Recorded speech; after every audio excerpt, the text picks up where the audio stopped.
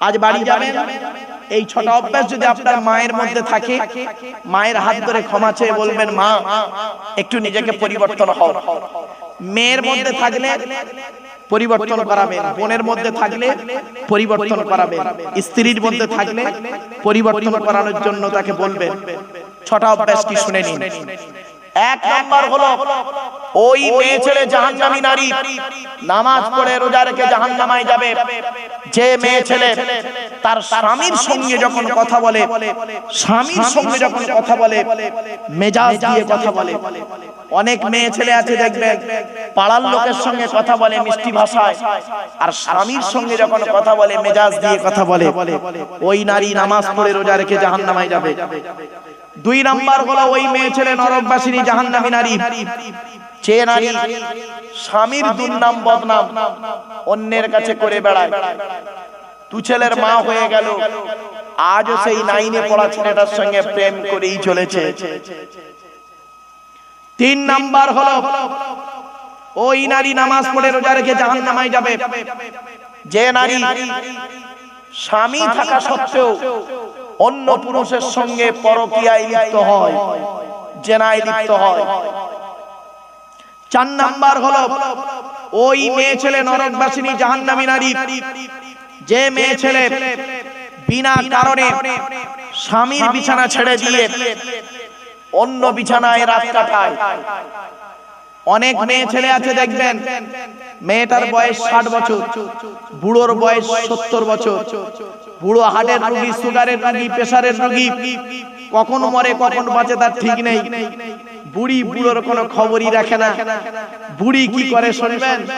ছোট ছেলের ঘরে ঘুমায় এসির ভিতরে, নাতিটাকে নিয়ে ঘুমায়, আর তাহাজ্জুদের নামাজ পড়ে, তাসবিহ তেলাওয়াত করে। কবুল হবে না। 5 নাম্বার হলো, ওই মেয়ে ছেলে জাহান্নামী নারী। মা বোনেরা শুনে নিন, যে মেয়ে ছেলে স্বামীর পরিবারের সঙ্গে খারাপ আচরণ করে। স্বামীর পরিবারকে, স্বামীর বাপ, স্বামীর মা, স্বামীর ভাই, স্বামীর বোন। অনেক মেয়ে ছেলে আছে দেখবেন, স্বামীকে খুব ভালোবাসে, স্বামীর বাপ মা দেখতে পারে না। ওর বাপ ভাই এলে দেখবেন কত আদর যত্ন হয়, আর স্বামীর বাপ ভাই এলে দেখবেন কোনো গুরুত্ব নেই। ও নারী হলো জাহান্নামী নারী, বুঝে নেবেন। 6 নাম্বার হলো, ওই মেয়ে ছেলে জাহান্নামী নারী, যে মেয়ে ছেলে স্বামীকে বলে, তোমার সঙ্গে বিয়ে হয়ে আমার জীবনটা নষ্ট হয়ে গেছে, আমার মতো মেয়ে বলে তোমার সংসার করছে, অন্য কেউ হলে বুঝতে পারতে, বলে না? অনেক মেয়ে ছেলে আছে বলে, তোমার সঙ্গে বিয়ে হওয়ার আগে আমাকে মাস্টার, ডাক্তার, ইঞ্জিনিয়ার, প্রফেসর বিয়ে করতে চেয়েছিল, আমার বাপ ভালো মানুষ বলে সেখানে বিবাহ না দিয়ে তোমার সঙ্গে বিয়ে দিয়ে আমার জীবন নষ্ট করে দিয়েছে। এই সেখানে তোর বিয়ে দেবে কি করে? তুই তো 9 ক্লাস কম মাধ্যমিক পাস। বুঝতে পারেন? তুই তো 9 ক্লাস কম মাধ্যমিক পাস, তা তোরে একটা ডাক্তার বিয়ে করবে? খারাপ সেন্স নেবেন না, বাস্তবটাই বললাম। আসছি, এতক্ষণ আপনাদেরকে আমি বাস্তব কথা তুলে ধরেছি, আর দুই একটা বাস্তবমুখী কথা আপনাদের বলবো। বাড়ি তো আপনারা যাবেন, আমিও যাব, এই হয়তো শেষ দেখা হবে।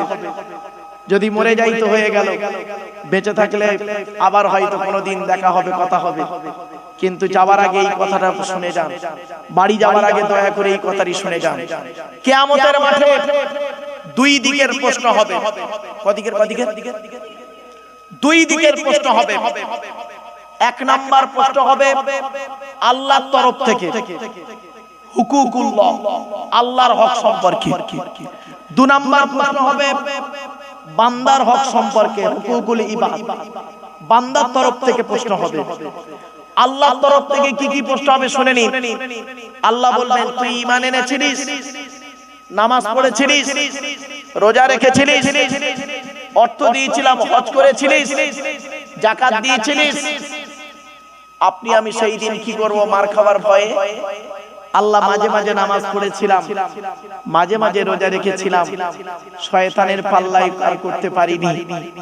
আপনি দয়ালু দয়াবান, আজকে যদি মাফ না করেন আমার জাহান্নাম ছাড়া কোনো রাস্তা নেই। সেই দিন আল্লাহ রাব্বুল আলামিন যদি মাফ করেন তো বেঁচে গেলেন, আর মাফ যদি না করেন, যদি আল্লাহ বলে দাঁড়া দাঁড়া, বান্দার তরফের প্রশ্নটা দেখি। বান্দার তরফ থেকে 10 রকমের প্রশ্ন হবে একজন পুরুষকে, 10 রকমের প্রশ্ন হবে। করকম 10 রকম। আজ বাড়ি যাবেন, বালিশে মাথা রেখে এই 10টা প্রশ্নের উত্তর খুঁজে বের করবেন। যদি 10টা প্রশ্নের উত্তর যদি পেয়ে যান সঠিক, সকালবেলা ঘুম থেকে উঠে বলবেন ইনশাআল্লাহ আমি জান্নাতি। আর যদি উত্তরগুলো না পান, কাল থেকে মরণ পর্যন্ত এই 10টা প্রশ্নের উত্তর খুঁজে বের করবেন। কি? 1 নাম্বার, কিয়ামতের মাঠে প্রথম প্রশ্ন হবে আপনাকে, বান্দার তরফের প্রশ্ন, স্বামী হিসাবে কতটা দায়িত্ব পালন করেছো? কি হিসাবে? স্বামী হিসাবে স্ত্রীর হক আদায় করেছেন? আল্লাহর নবী বলেছেন, এই স্বামীরা তোমরা তোমাদের স্ত্রীদের কমসে কম 17টা শিক্ষা দান করিও। 17টা শিক্ষা দিতে বলেছে বউকে। কটা শিক্ষা দিয়েছেন? একটাও তো দেননি। দয়া করে একটু শুনে যান। 1 নম্বরে বলা হয়েছে আসসালামু কাবলাল কালাম, স্বামী স্ত্রী যখন কথাবার্তা বলবে একে অপরকে সালাম দেওয়া নেওয়া করবে। 2 নম্বরে বলা হয়েছে এই স্বামীরা তোমরা তোমাদের স্ত্রীদেরকে এই শিক্ষা দেবে তারা যেন কোনোদিন কাবা শরীফের দিকে মুখ করে থুতু যেন না ফেলে। 3 নম্বরে বলা হয়েছে এই স্বামীরা তোমরা তোমাদের স্ত্রীদেরকে এই শিক্ষা দেবে তারা যেন কোনোদিন কাবা শরীফের দিকে মুখ করে পেশাব পায়খানা যেন না ফেলে। 4 নম্বরে বলা হয়েছে তোমরা তোমাদের স্ত্রীদেরকে এই শিক্ষা দেবে তারা যেন কাবা শরীফের পেছন ফিরে পেশাব পায়খানা যেন না ফেলে। 5 নম্বরে বলা হয়েছে তোমরা তোমাদের স্ত্রীদেরকে এই শিক্ষা দেবে তারা যেন কোনোদিন গোসলখানায় পেশাব যেন না ফেলে। 6 নম্বরে বলা হয়েছে তোমরা তোমাদের স্ত্রীদেরকে এই শিক্ষা দেবে তারা যেন গোসলখানায় উলঙ্গ অবস্থায় গোসল যেন না করে। তারপরে বলা হয়েছে তোমরা তোমাদের স্ত্রীদেরকে এই শিক্ষা দেবে তারা যেন হাতের চুড়ি, কি বলেন, হাতের চুড়ি তারা যেন কোনোদিন দুটো ব্যবহার যেন না করে। মায়েরা বোনেরা শুনে নিন, এক হাতে একটা চুড়ি পরবেন, এক হাতে দুটো চুড়ি পরা আপনাদের নিষেধ। এক হাতে একটা চুড়ি পরবেন, এক হাতে দুটো চুড়ি, দুটো তিনটে চারটে চুড়ি পরা নিষেধ। কেন?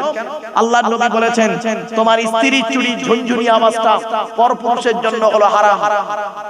এরপরে বলা হয়েছে এই স্বামীরা তোমরা তোমাদের স্ত্রীদেরকে এই শিক্ষা দেবে তারা যেন মাথার বালিশ তারা যেন কোনোদিন দুটো ব্যবহার যেন না করে। স্বামী একটা বালিশ, স্ত্রী একটা বালিশ, দুজনে আলাদা বালিশ ব্যবহার করবে না। স্বামী স্ত্রী যখন ঘুমাবে একটি মাত্র লম্বা বালিশ ব্যবহার করবে। স্বামী স্ত্রী যদি এক বালিশে মাথা রেখে ঘুমায় আল্লাহর রহমত মহব্বত ভালোবাসা আল্লাহ বাড়িয়ে দেবে। ছোট্ট একটা উদাহরণ দিচ্ছি। আপনি আপনার মেয়েকে বিয়ে দিয়েছেন, শ্বশুর বাড়ি পাঠিয়েছেন, আপনি আপনার মেয়েকে বিয়ে দিয়েছেন, শ্বশুর বাড়ি পাঠিয়েছেন, আর নবীজি তার মেয়ে ফাতেমাকে বিয়ে দিয়ে শ্বশুর বাড়ি পাঠিয়েছেন। আপনি আপনার মেয়েকে যেদিন শ্বশুর বাড়ি পাঠিয়েছেন কি কি দিয়েছেন আর কি কি বলেছেন, আর নবীজি তার মেয়েকে শ্বশুর বাড়ি পাঠিয়েছিলেন কি কি দিয়েছিলেন আর কি কি বলেছিলেন, দয়া করে একটু শুনে যান। আপনি আপনার মেয়েকে শ্বশুর বাড়ি যখন পাঠিয়েছিলেন কি কি বলেছিলেন, কি দিয়েছিলেন? খাট, গদি, ড্রেসিং টেবিল, আলমারি, খাটির সঙ্গে দুটো ছোট ছোট মাথার বালিশ আর বিশাল বড় একটা ঠ্যাং বালিশ। যাই হোক, আপনি আপনার মেয়েকে কি বলে বিদায় দিয়েছেন? আপনার মেয়ে বিবাহের দিনে সকলের গলা জড়িয়ে কেঁদেছে, মায়ের গলা জড়িয়ে কেঁদেছে, ভাই বোনের গলা জড়িয়ে কেঁদে অবশেষে বাপের গলা জড়িয়ে যখন কাঁদছে, আপনি বাপ আপনার মেয়েকে কি বলে সান্ত্বনা দিয়েছিলেন? কাঁদিসনি মা, কাঁদিসনি, কাল সকাল সকাল আমরা যাচ্ছি। ঠিক না বেটি?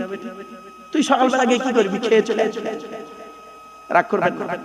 আর নবীজি তার মেয়েকে কি বলেছিলেন, কি দিয়েছিলেন শুনে নিন আজকে। নবীজি তার মেয়েকে কি দিয়েছিলেন শুনুন। মা ফাতেমা যেদিন শ্বশুর বাড়ি যাচ্ছে নবীজিকে বলছে, আব্বা জান আপনি আমার বাপ, আপনি আমার মা। আজ খাদিজা তো আমার মা বেঁচে নেই, আমি শ্বশুর বাড়ি যাচ্ছি, আপনি কিছু বলুন। নবীজি তার মেয়েকে কি কি দিয়েছিলেন শুনে নিন। দুটো জামা দিয়েছিলেন, একটা খেজুর পাতার চাটাই দিয়েছিলেন, পানির কলসি দিয়েছিলেন, একটা কম্বল দিয়েছিলেন, একটা জাঁতা দিয়েছিলেন, আর একটি মাত্র চামড়ার বালিশ দিয়েছিলেন। নবীজি তার মেয়ে ফাতেমাকে কি বলেছিলেন? আপনি কি বলেছিলেন? কাঁদিসনি মা, কাঁদিসনি, কাল সকাল সকাল যাচ্ছি আমরা। আর নবীজি কি বলেছিলেন শুনে নিন, আপনি এই কথাটা বাড়ি থেকে মূল্যায়ন করবেন। আপনি সত্যিকারের যদি আপনি বাপ হয়ে থাকেন, নবীর এই কথাটাকে আপনি প্র্যাকটিক্যাল করবেন। শুনে নিন, নবীজি ফাতেমাকে বলেছিলেন, ফাতেমা ফাতেমা আলীকে দ্বিতীয়বার ডাকতে যেন না হয়। তার মানে এক ডাকে সাড়া দেবে, এক ডাকে সাড়া দেবে। তো নবীর কন্যা ফাতেমা, মা ফাতেমা যতদিন বেঁচে ছিলেন, নবীজির আলী স্বামীর এক ডাকে সাড়া দিতেন। একদিনের একটা ছোট্ট ঘটনা শুনে নিন। হযরত আলী রাদিয়াল্লাহু তাআলা আনহু নবীর দরবার থেকে বাড়ি এসেছেন, রাত হয়ে গেছে। হযরত আলী রাদিয়াল্লাহু তাআলা আনহু করেছেন কি, দরজাটা আস্তে করে নাড়া দিয়ে বলেছেন, ফাতেমা। আস্তে করে একবার ডেকেছে ফাতেমা, সঙ্গে সঙ্গে লাব্বাইক বলে দরজা খুলে দিলেন। তখন হযরত আলী বললেন যে ফাতেমা, আমার জন্য তোমার রাত জাগতে হবে না, কাল থেকে তুমি হাসান হুসাইনকে খাইয়ে নিজে খেয়ে ঘুমিয়ে পড়বে, আমি এসে খাওয়া দাওয়া করে ঘুমিয়ে পড়ব, আমার জন্য রাত জেগে বসে থাকতে হবে না। মা ফাতেমা সেদিন কি বলেছিলেন শুনে নিন। মা ফাতেমা স্বামীকে বলেছিলেন, এটা হলো আমার মায়ের স্বভাব, বাপের অর্ডার। মায়ের স্বভাব, বাপের অর্ডার। বলে মায়ের স্বভাবটা আবার কি, একটু খুলে বলো। মা ফাতেমা সেদিন বলেছিলেন, আমরা হলাম 4 বোন, জায়নাব, রুকাইয়া, উম্মে কুলসুম, আমি হলাম ছোট মেয়ে ফাতেমা। আমি আমার মা খাদিজাকে দেখেছি। আমার মা আমাদের 4 বোনকে খাইয়ে শুইয়ে দিয়ে, আমার মা আমার আব্বাজানের জন্য যতক্ষণ না আব্বাজান বাড়ি আসতেন ততক্ষণ আমার মা ঘুমাতেন না, খাওয়া দাওয়াও করতেন না। দরজা লাগিয়ে, দরজায় হেলান দিয়ে দাঁড়িয়ে দাঁড়িয়ে আল্লাহ আল্লাহর জিকির করতেন। আমার আব্বাজান এসে যখন একবার ডাকতেন খাদিজা বলে, আমার মা লাব্বাইক ইয়া রাসূলুল্লাহ বলে দরজা খুলে দিতেন। এই অভ্যাসটা আমি মায়ের কাছ থেকে শিখে নিয়েছি। আর আপনার বউ কি করে? আপনার মেয়ে কি করে? আপনার বউ আপনার জন্য অপেক্ষা করে, তা আপনার মেয়ে তার স্বামীর জন্য অপেক্ষা করবে? ডাইসটা তো খারাপ, ডাইসটাই তো খারাপ। রাগ করবেন না। আপনি করেছেন কি? আপনার বউ করেছে কি? আপনার মেয়েকে বিয়ে দিয়েছেন ধরুন বাঁকড়া, উদাহরণ দিচ্ছি, বাবা রেগে যাবেন না।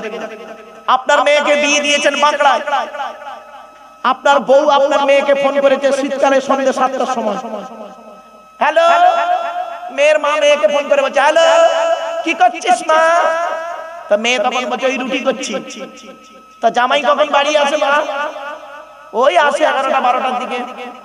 তখন আপনার বউ, আপনার মেয়ের মা মেয়েকে শিখিয়ে দিচ্ছে, তুই এক কাজ করবি, তো রান্না কমপ্লিট করে তুই একটু ঘুমিয়ে নিবি, আর জামাই যখন আসবে উঠে খাওয়া দাওয়া খাইয়ে দিবি। আচ্ছা ভাই, আপনারা বলুন তো দেখি, একটা কমন সেন্স বলুন তো দেখি, শীতকালে রাত 9টার সময় যদি কোনো মেয়ে ছেলে কম্বলের ভিতরে একবার ঢুকে যায়, ওই মেয়ে ছেলেটা রাত 11টার সময় আবার ওই কাঁচা ঘুমে উঠতে ভালো লাগে? আপনি মা, আপনি একটা ডাইনি, আপনাকে মা বলতে ঘৃণা লাগে, আপনি মা হওয়ার যোগ্যতা অর্জন করতে পারেননি। পেটে ধরলে মা হওয়া যায় না, জন্ম দিলে বাপ হওয়া যায় না। বাম্মা হতে গেলে অনেক দায়িত্ব আছে। 2 নাম্বার, হযরত আলী বললেন, আচ্ছা বাপের অর্ডারটা কি বলো? মা ফাতেমা বলছেন, যেদিন আমি আপনার বাড়ি আসছি সেই দিন আমার আব্বা যেন একটা কথা বলেছিলেন, ফাতেমা ফাতেমা আলীকে দ্বিতীয়বার ডাকতে যেন না হয়। তো আমি মরণ পর্যন্ত চেষ্টা করব আপনাকে আপনার এক ডাকে সাড়া দিতে। জোরে বলেন সুবহানাল্লাহ। আর আপনি কি করেছেন? আপনার মেয়েকে, আপনার মেয়ের কথা শুনে জগাতে থানায় বধূ নির্যাতন কেস করে দিলেন, জামাইয়ের বিরুদ্ধে, জামাইয়ের মাম্মার বিরুদ্ধে, জামাইয়ের ভাই বোনের বিরুদ্ধে। মেয়ে বলল, শুনে নিলেন। বাড়ি থেকে ভাববেন, আমার এই কথাগুলো বাড়ি থেকে ভাববেন। চলো, এরপরে নবীজি বলেছেন, এই স্বামীরা, এই স্বামীরা, তোমরা যেমন খাবে স্ত্রীদের তেমন খাওয়াবে, তোমরা যেমন পরবে স্ত্রীদের তেমন পরাবে। তা বলে প্যান্ট গেঞ্জি পরাতে যাবেন না, ওটা বলিনি। এরপরে নবীজি বললেন, তোমরা তোমাদের স্ত্রীদেরকে নিয়ে বেড়াতে বেরোবে। শুনে নিন, স্ত্রীকে নিয়ে বেড়াতে যাবেন, দীঘায় বেড়াতে যাবেন নিজের স্ত্রীকে নিয়ে, অন্যের বউ নিয়ে যাবেন না, নিজের বউ নিয়ে যাবেন। বোকা কথাকারে বোঝে না, খালি অন্যের বউ নিয়ে খালি ছুটতেছে। রাগ করবেন না, নিজের বউ নিয়ে বেড়াতে যাবেন। চিড়িয়াখানা, ভিক্টোরিয়া, জাদুঘর, তারামণ্ডল, আল্লাহ খুশি হবে, বউ খুশি হবে, বাচ্চারা খুশি হবে, আপনিও খুশি হবেন। নিজের বউ নিয়ে গেলে মনটা ফ্রি ভাবে ঘুরতে পারবেন। আর পরের বউ নিয়ে গেলে কিরকম করবে জানেন? আমার মুখের দিকে তাকান, সব মুখের দিকে তাকান। পরের বউ নিয়ে গেলে খালি এমন করবে, চোরের মতো খালি এদিক ওদিক দিচ্ছে। জানবেন বউটা অন্যের বউ, ওটা নিজের বউ নয়। বাস্তব কথা বললাম বাবা, কথাটা শুনতে হয়তো হাসি লাগলো, অতি বাস্তব কথা বললাম। চলো, এক নাম্বার হলো স্বামী হিসাবে কতটা দায়িত্ব পালন করেছো। 2 নাম্বার, কিয়ামতের 10টা প্রশ্ন হবে ছেলেদের। 2 নাম্বার হলো পিতা হিসাবে কতটা দায়িত্ব পালন করেছো পৃথিবীতে। আল্লাহর নবী বলেছেন প্রত্যেক পিতামাতার দায়িত্ব হলো ছেলে মেয়ের উপরে 3টে। 1 নাম্বার হলো কি? সুন্দর নাম রাখতে হবে। 2 নাম্বার হলো কি? ছেলে মেয়েকে লেখাপড়া শেখাতে হবে। 3 নাম্বার হলো কি? সঠিক সময়ে ছেলে মেয়েকে বিয়ের ব্যবস্থা করতে হবে। যদি সঠিক সময়ে ছেলে মেয়েকে বিবাহ না দেন, ওই ছেলে মেয়ে যদি ব্যভিচার করে, তোরে হাজী সাহেব বাপ, পাপের বোঝা তোমার ঘাড়ে পড়বে। বাস্তবটাই বলে গেলাম। এরপরে আসছে কিয়ামতের মাঠে আপনাকে প্রশ্ন করা হবে ছেলে হিসাবে কতটা দায়িত্ব পালন করেছো। ছেলে হিসাবে বাপের হক আদায় করেছো, মায়ের সেবা করেছো। শুনে নিন, আজকের বলে যাচ্ছি আপনাদেরকে, আগে ভালো ছেলে হন, পরে ভালো জামাই হবে। আগে ভালো ছেলে হন, পরে ভালো জামাই হবে। আমরা এখানে না কিরকম হয়েছি জানেন? আমরা ভালো জামাই হতে পেরেছি, ভালো ছেলে হতে পারি। আমার শ্বশুর আমাকে বলে আমার জামাই খুব ভালো, আমার শাশুড়ি আমাকে বলে জামাই খুব ভালো, আর আমার বুড়ো বাপটা আমাকে বলে ছেলে জন্ম দিয়ে ভুল করেছি। অভাগিনী মাটা বলে এ ছেলে পেটে ধরাটা পাপ হয়েছে। এই ছেলে, যে বাম্মা তোমাকে ছোটবেলায় কোলে করে নিয়ে আব্বা আম্মা বলে, আব্বা আব্বা বলে গালে চুমা দিল, তুমি কি এমন কাজ করলে, কার মাধ্যমে তাকে কষ্ট দিলে, সেই বাম্মা তোমাকে আব্বা বলে ডাকে না? বাড়ি থেকে ভাববে 75 বছরের বুড়ো বাপটা যদি 50 বছরের ছেলেকে একবার আব্বা বলে ডাকে, জানবেন ওই ডাকটা হলো জান্নাতি ডাক। জোরে বলে বলে বলে বাপ কোনদিন আব্বা বলে ডেকেছে? সেই রকম মানে যোগ্যতা অর্জন করুন, সেই রকম যোগ্যতা অর্জন করুন। শ্বশুর জামাইকে আব্বা বলে ডাকে, ঠিক না বেটি? শ্বশুর জামাইকে ডাকছে আব্বা বলে। শুনে নিন, শ্বশুর তোমার বাপ হয়েছে 20 বছর পরে তার মেয়ে দেবার কারণে, শাশুড়ি তোমার মা হয়েছে 20 বছর পরে তার মেয়ে দেবার কারণে, আর তোমার বাপ আর মা হয়েছে যেদিন তুমি মায়ের পেটে এসেছিলে সেই দিন থেকে। কোরআনে বলা হয়েছে ইয়াসআলুনাকা মাযা ইউনফিকুন কুল মা আনফাকতুম মিন খায়রিন ফালিল ওয়ালিদাইনি ওয়াল আকরাবিন। আল্লাহ পাক কোরআনে বলেছেন কি টাকা পয়সা সর্বপ্রথম তোমরা ব্যয় করবে, বুড়ো বুড়ি বাম্মার পিছনে ব্যয় করবে, আল্লাহ খুশি হয়ে যাবে। অসুবিধা হচ্ছে বাবা? এবার শেষের পথে নিয়ে যাব, চিন্তা নেই। একবার দরুদ শরীফ, আল্লাহুম্মা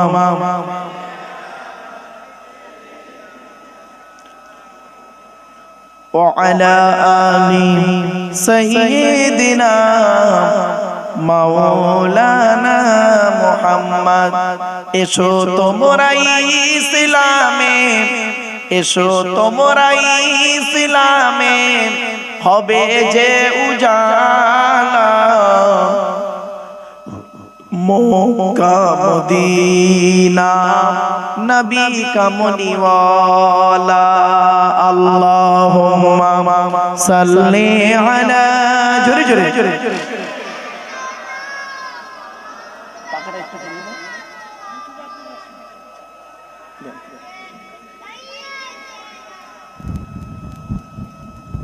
আমার বাপেরা। তাহলে 1 নাম্বার হলো স্বামী হিসাবে কতটা দায়িত্ব পালন করেছেন। 2 নাম্বার হলো পিতা হিসাবে কতটা দায়িত্ব পালন করেছেন। 3 নাম্বার হলো ছেলে হিসাবে কতটা দায়িত্ব পালন করেছেন। 4 নাম্বার খুব ইম্পর্টেন্ট, ভাই হিসাবে কতটা দায়িত্ব পালন করেছেন। ভাই এখানে যারা ভাই বসে আছেন, ভাইয়ের হকটা আদায় করেছেন, বোনের হকটা আদায় করেছেন, ফারাইজি অংশ বোনকে দিয়েছেন। বাপ তো মরে গেছে, অনেক সম্পত্তি রেখে গেছে, বোনের হকটা দিয়েছেন।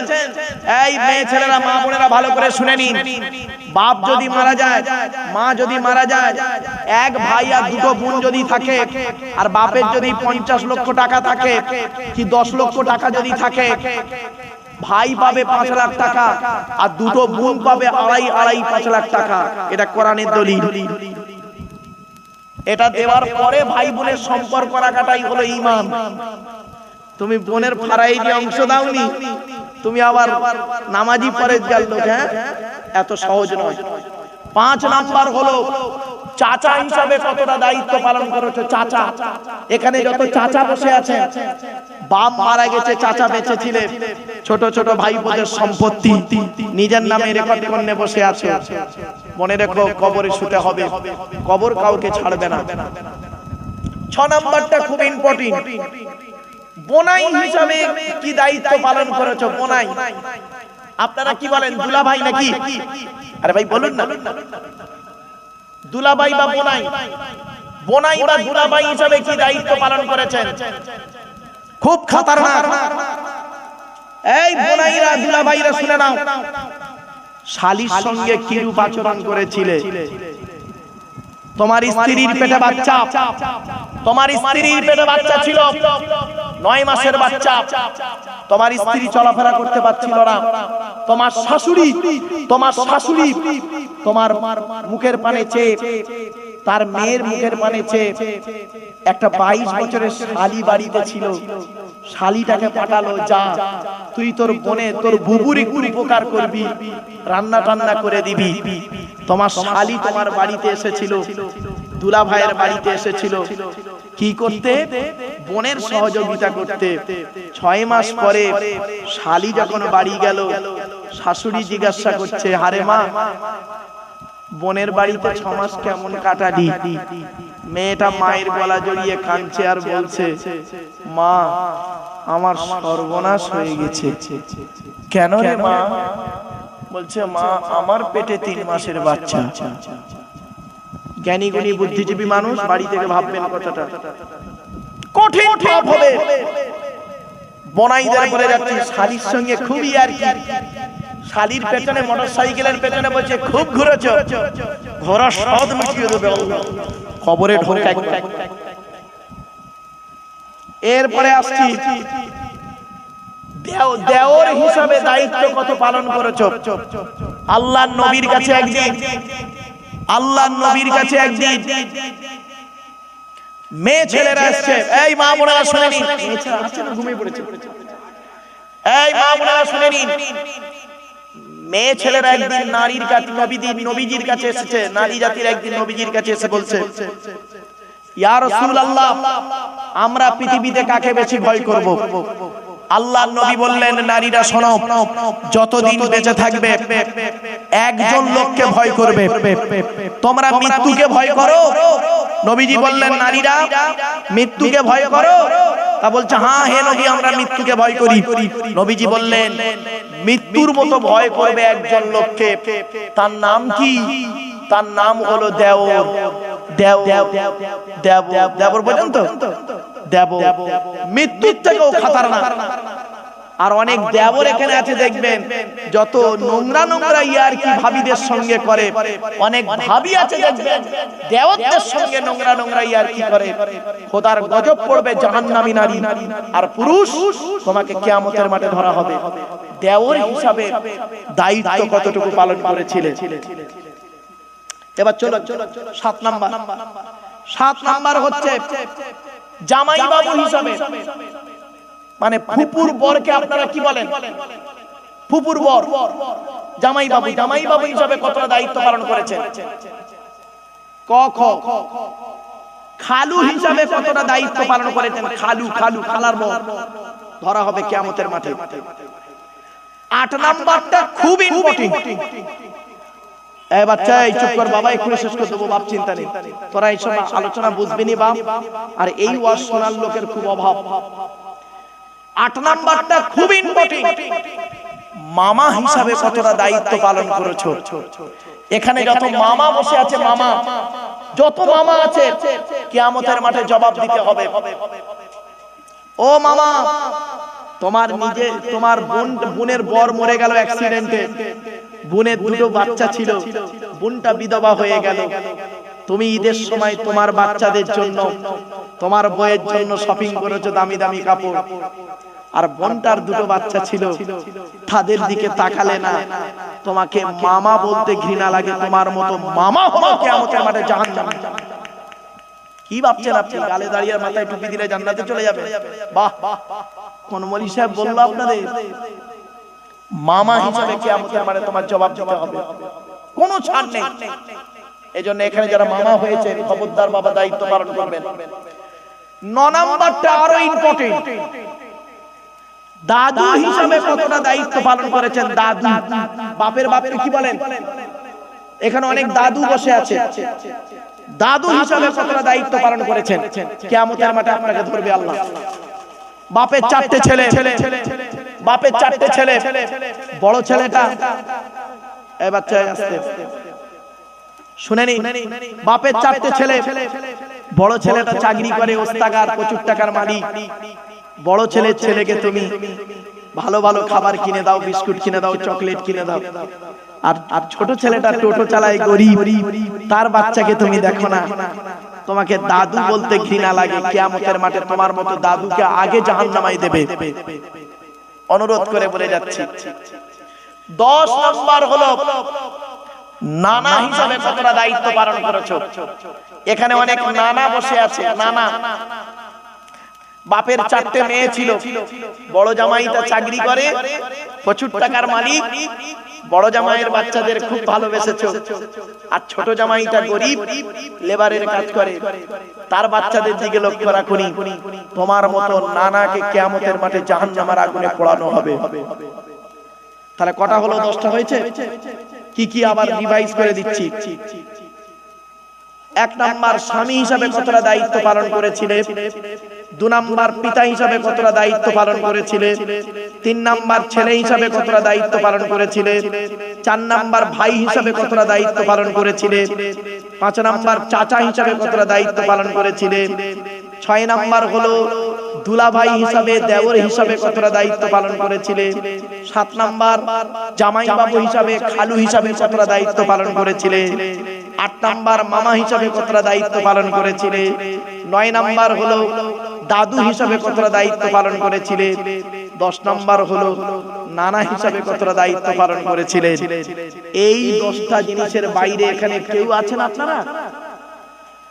কেউ আছেন? যারা এখানে বসে আছি আমরা, এই 10টার যে কোনো একটাই পড়বো 100%। দেখুন, হয় ছেলে, নয় বাপ, নয় ভাই, নয় চাচা, নয় স্বামী, নয় বোনাই, নয় দেওর, নয় খালু, নয় জামাই বাবু, নয় মামা, আর নয় দাদু, নয় নানা। বাড়ি থেকে ভাববেন, বাড়ি থেকে ভাববেন বাপ, জবাব আপনাকে দিতে হবে। এজন্য আপনাদেরকে আমি অনুরোধ করে বলে যাচ্ছি, বাপ, কবরে শুতে হবে, কবরের ভয় করে। নামাজ কারোর জন্য মাপ নাই, বিশেষ ব্যক্তি বিশেষ কারণ ছাড়া। রোজা কারোর জন্য মাপ নাই, বিশেষ ব্যক্তি বিশেষ কারণ ছাড়া। সাথে সাথে আপনি মানুষের উপকার করতে না পারলে ক্ষতি করতে যাবেন না। মানুষকে ভালোবাসুন, মানুষের উপকার করুন, আর স্ত্রীদের দায়িত্ব পালন করুন, নারীদের প্রতি লক্ষ্য রাখুন। হিন্দু মুসলিম কাঁধে কাঁধ মিলিয়ে চলুন। সকলে বিসমিল্লাহ সহ সূরা ফাতিহা শরীফ একবার, 3 বার সূরা ইখলাস, কুল হুয়াল্লাহ, বেজোর সঙ্গে কয়েকবার দরুদ শরীফ পাঠ করুন।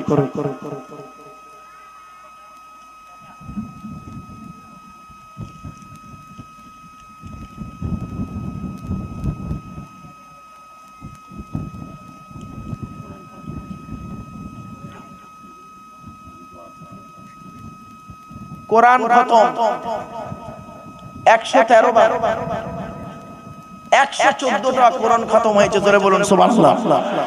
সত্যি কথা বলবেন, দেখে যাবেন না কেউ।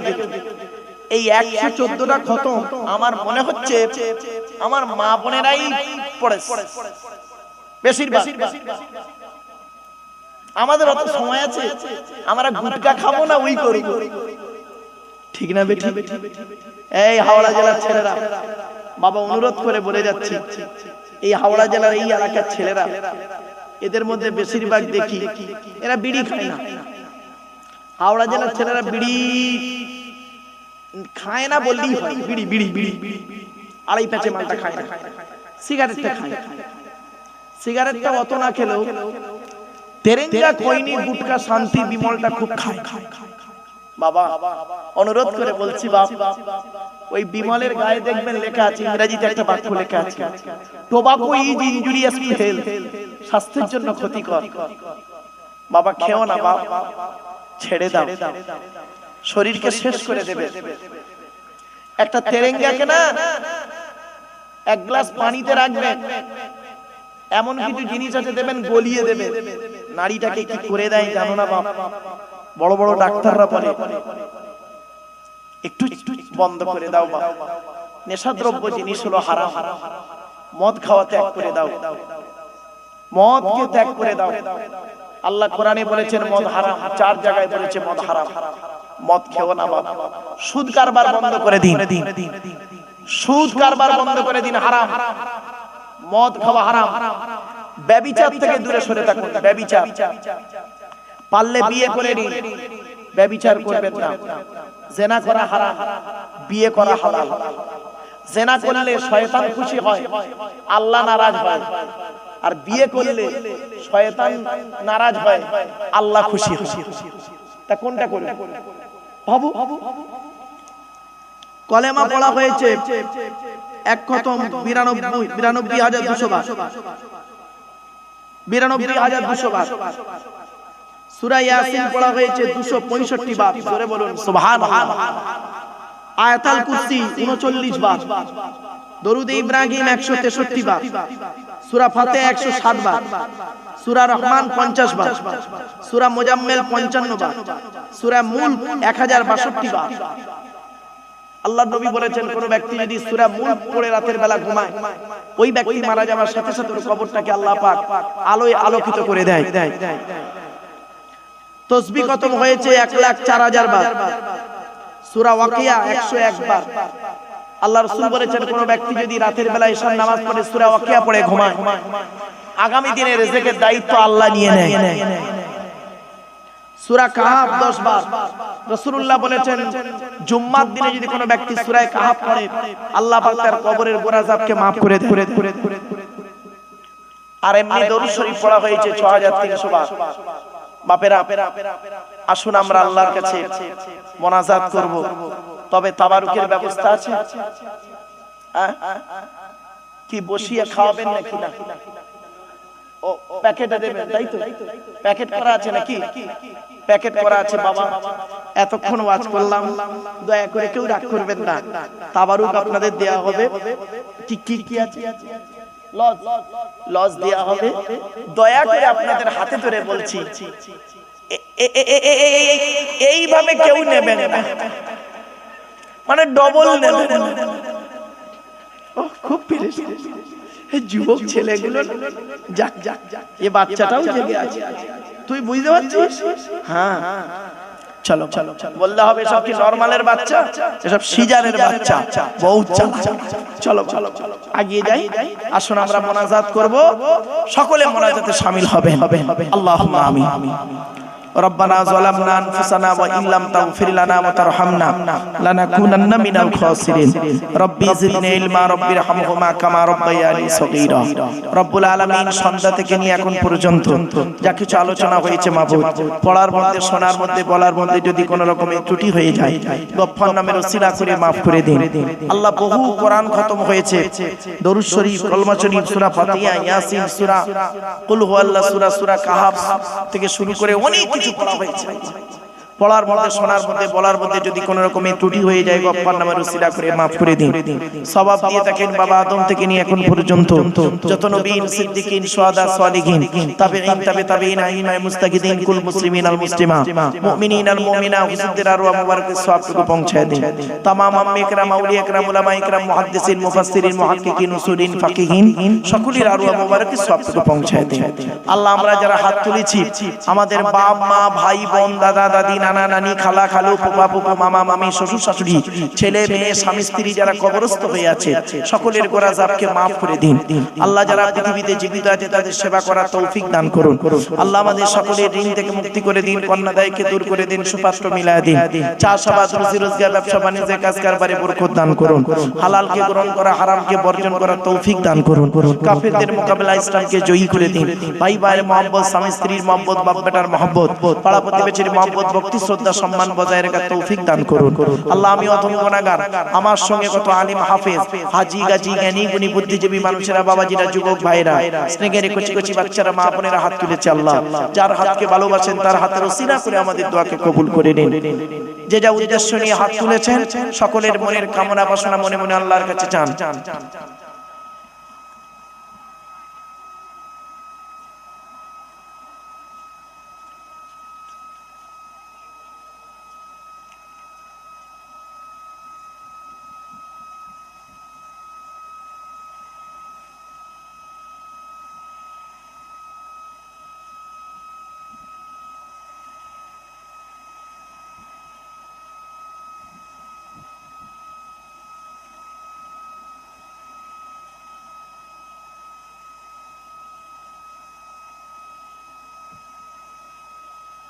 اللهم إني أعوذ بك من الهم والحزن وأعوذ بك من العجز والكسل وأعوذ بك من الجبن والبخل وأعوذ بك من غلبة الدين وقهر الرجال।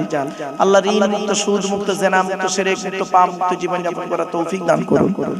আল্লাহ এই জলসার সভাপতি সেক্রেটারি কেশিয়ার কমিটি বক্তা শ্রোতা হালাল মান থেকে তাবারুক আল্লাহ আপনি কবুল করে নিন। রব্বুল আলামিন ক্লাবের সভাপতি সেক্রেটারি কেশিয়ার কমিটি সকলকে আল্লাহ আপনি কবুল করে নিন। আল্লাহ রব্বুল আলামিন আমাদের প্রত্যেককে নামাজি মুত্তাকি বান্দা বানায় দিন। রমজান মাসের রোজা রাখার তৌফিক দান করুন। আল্লাহ রব্বুল আলামিন বিমারকে শিফায়ে কুল্লি ইনায়াত করুন। اللهم احفظنا من كل بلاء الدنيا وعذاب الآخرة. اللهم وفقنا على تحب العمل التي ترضاها ووفقنا على اتباع حبيبك سيد المرسلين ووفقنا على صيام شهر رمضان المبارك وصلاة التراويح مع تلاوة القرآن. سبحان ربك رب العزة عما يصفون وسلام على المرسلين والحمد لله رب العالمين. وجعل آخر كلامنا عند الموت لا إله إلا الله لا إله إلا الله لا إله إلا الله محمد رسول الله صلى الله عليه وسلم. سبحان الله وبحمده سبحانك اللهم وبحمدك ونستغفرك ونتوب إليه وآخر دعوانا أن الحمد لله رب العالمين برحمتك يا أرحم الراحمين. আসসালামু আলাইকুম। বেশিরভাগ মেয়েদের শুনে নিন, এই মা বোনেরা ভালো করে শুনে নিন, বেশিরভাগ মেয়েদের সংসার নষ্ট হয় মেয়ের মায়ের কান ভাঙানিতে। ঠিক না ঠিক? যে মেয়ের মা যত বেশি চালাক, যে মেয়ের মা যত বেশি চালাক ওই মেয়ের কপালে তত তাড়াতাড়ি তলাক। বাস্তব বললাম। এজন্য বলে যাচ্ছি মেয়ের মায়েদেরকে বলে যাচ্ছি, মেয়ের মায়েরা কোনোদিন ছেলের মায়েদের সঙ্গে টেক্কা দিতে যাবেন না। কি জিনিস পেটে ধরেছেন 10 মাস 10 দিন, 2.5 বছর দুধ পান করিয়েছেন, 18 বছর লালন পালন করেছেন, কি জিনিস আপনি ভালোই জানেন। আর পাঠিয়েছেন যার বাড়িতে সে কি করবে 18 বছর আপনার অভিজ্ঞতা আছে। ওই মেয়ের কথা শুনে হঠাৎ করে থানায় গিয়ে বধূ নির্যাতন কেস করতে যাবেন না, ভালো করে যাচাই বাছাই করবেন। বাস্তব কথাটাই বললাম। এই পৃথিবীতে মেয়েদের শত্রু হলো দুটো। কটা কটা? দুটো। কে কে জানেন? এক নাম্বার হলো সতী। সতী হলো মেয়েদের চরম শত্রু। কিরকম শত্রু দেখেন, মেয়েদের বুদ্ধি দেখুন, মেয়েদের বুদ্ধি। স্বামী মরে যায় যা, স্বামী মরে যায় যা, সতী তো বিধবা হলো, বুঝতে পারেন? ও নিজে যে বিধবা হয়ে গেছে ওর খেয়াল। এই হলো মেয়েদের বুদ্ধি। মেয়েদের আরেকটা শত্রুকে শুনে নিন, ননদ। ননদ ননদ হলো মেয়েদের চরম শত্রু। এজন্য আপনাদেরকে আমি বলে যাচ্ছি, আপনি যখন আপনার বোনকে ছোলা, চিনি, জামা কাপড়, টাকা পয়সা দেবেন, বউকে না জাইনে দেওয়াটাই উত্তম। বউকে না জাইনে দেওয়াটাই উত্তম। আরে অনেকে আছে বউ পাগলা, বিবির গোলাম, বোনকে একটা শাড়ি দিচ্ছে, বউকে জানিয়ে, জানো সোনা এইটা বোনকে দিচ্ছি, ওর কলিজা ফেটে যাবে। বাস্তব কথা বললাম, এটা কোন জগাছা? আচ্ছা, আপনারা কেন বইয়ের অনুমতি নেবেন না? অবশ্যই বইয়ের অনুমতি নেবেন। শুনে নিন, অবশ্যই বইয়ের অনুমতি আপনাকে নিতে হবে। কেন নেবেন? শুনে নিন। বাসর রাতে, ফুলসজ্জার রাতে, গভীর রাতে বইয়ের ঘরে একা একা যখন ঢুকেছিলেন, মনে মনে কি বলেছিলেন খেয়াল করুন। 50,000 টাকা ইয়াম্মা গাড়ি, 5 ভরি সোনার বিনিময়ে আজ থেকে তোমার বাপের কেনা চাকর গোলাম হইয়া গেলাম। তুমি যাহাই বলিবে তাহাই শুনিব, গন্ডগোল যদি করি মারিতে দ্বিধা বোধ করিবে না। তোমার বিরুদ্ধে যদি কোনোদিন কোনো গন্ডগোল করিয়ে থাকি, জগাচা থানায় বধূ নির্যাতন কেস দিয়া বাপ আর মাকে জেল খাটাইয়া লকাবে ঢুকাইয়া আমার কেলানি। বাড়ি থেকে ভাববেন। আমার মা বোনেরা শুনে নিন, বাবাজিরা শুনে নিন, রাগ করবেন না। আল্লাহর নবী একদিন সাহাবীদেরকে বলছেন, তোমাদের বাড়িতে কয় শ্রেণীর মেয়ে ছেলে আছে গো? সাহাবীরা বললেন, হে নবী, আমাদের বাড়িতে 4 শ্রেণীর মেয়ে ছেলে আছে। কয় শ্রেণী?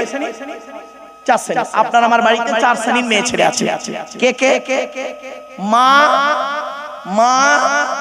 বোন, মেয়ে, বউ। মা, বোন, মেয়ে, বউ। এই 4 শ্রেণীর মেয়ে ছেলে জান্নাতি না জাহান্নামী কি করে বুঝবেন আপনি? আজ শিখে যান, শুনে যান। মা বোনেরা ভালো করে শুনে নিন। যে সমস্ত নারীদের মধ্যে কমসে কম এই 6টা অভ্যাস থাকবে, ওই মেয়ে ছেলে যত নামাজ পড়ুক, রোজা রাখুক, হজ করুক, জাহান্নামী, জাহান্নামী, জাহান্নামী। 6টা অভ্যাস কি কি শুনে নিন।